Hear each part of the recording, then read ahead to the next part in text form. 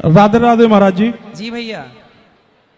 मैं आपका अन्नू से अनिल, अनिल से अनुरुद्धाचार्य और फिर डॉक्टर अनुरुद्धाचार्य तक का सफर का मैं गवाह हूँ। बिल्कुल बिल्कुल।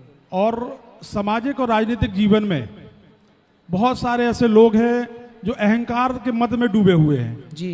तो क्या अपने शास्त्रों में ऐसा कुछ विधान है कि वो अहंकार की समय सीमा क्या है? अहंकार का एक ही दंड है, नाश। जिसने अभिमान किया उसका नाश हुआ, पतन हुआ। इसलिए बिंदास जीवन, कल मैंने कथा में बताया कि ज्यादा घमंड जिसे आए 50 रुपया का घड़ा खरीद के गिफ्ट कर दो। बताओ उसको कि पागल घमंड किस बात का, एक दिन तेरी राख इस 50 रुपए के घड़े में समा जाएगी। हम सबको एक दिन राख बन के उड़ जाना है। जब राख बन के उड़ना है तो बताओ घमंड किस बात का। ये हमारे नीलू भैया हैं, नीलू वाजपेयी जी, पौड़ा में इनकी मेडिकल की दुकान है। इन्होंने, ये वो भैया हैं जब इनकी दुकान थी और मैं यहाँ गांव में जब गैया चराता था तो गैया चरा के समय मिलता तो मैं इनकी दुकान के बाहर जाके बैठा करता था। ये हमारा परम सौभाग्य है। तब भी ये थे और आज भी ये हैं। तब भी उन्होंने मुझे देखा, तब भी मैं घमंड में कभी नहीं रहा। आज भी मैं आप सबका दास बन के ही रहता हूं। घमंड किस बात का करूं, इसलिए किसी को घमंड नहीं करना चाहिए। मैं वही कह रहा था महाराज जी कि आप अपने आप को ऐसा कैसे मेंटेन कर पाते हैं। मैं बोला जैसे जब आप अन्नू थे जब भी मैंने आपको देखा, अनिल हुए जब भी मैंने आपको देखा, और अनुरुद्धाचार्य भी मैंने आपको देखा। और वही जो अन्नू के समय पे आपकी कार्य प्रणाली थी, मैं देख रहा हूं किसी को आप भौजी कह के बुलाते हैं, किसी को मौसी, किसी को चाची, किसी को मम्मा, किसी को माई।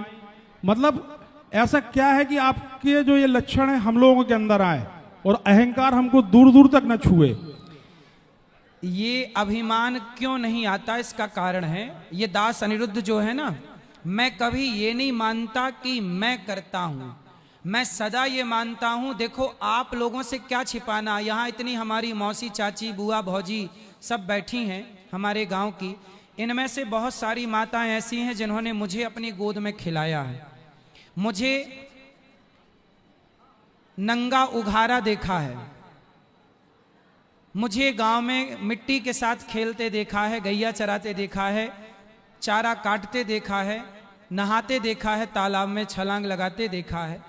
तो आप लोग जानते हैं मुझे कि मैं कैसा हूं। मैं ऐसा इसलिए हूं क्योंकि मैं ये मानता हूं कि मैं कुछ नहीं कर रहा, भगवान मेरे से और आपसे करवा रहे हैं। जब मैं अपने को करता मानता ही नहीं तो मुझे घमंड क्यों आए। घमंड मुझे उस दिन आएगा जिस दिन मैं ये मान लूं कि मैंने किया।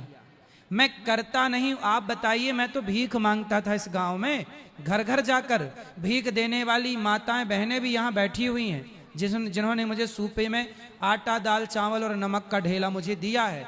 अब बताइए, मैं भीख मांगने वाला आज व्यक्ति यहाँ बैठा हूं तो मैंने अपने वो दिन भूले नहीं। मुझे पता है कि भीख देकर के आपने मुझे यहाँ पहुँचाया है और भीख लेकर के मैं यहाँ पहुँचा हूँ। घमंड किस बात का करूँ, मैं तो एक भिखारी हूँ और भिखारी को घमंड नहीं करना चाहिए। सो मैं नहीं करता, बस मैं भुलाया नहीं अपने दिनों को। यदि मैं दिन भूल जाता तो मुझे भी घमंड आ जाता। लेकिन मुझे याद है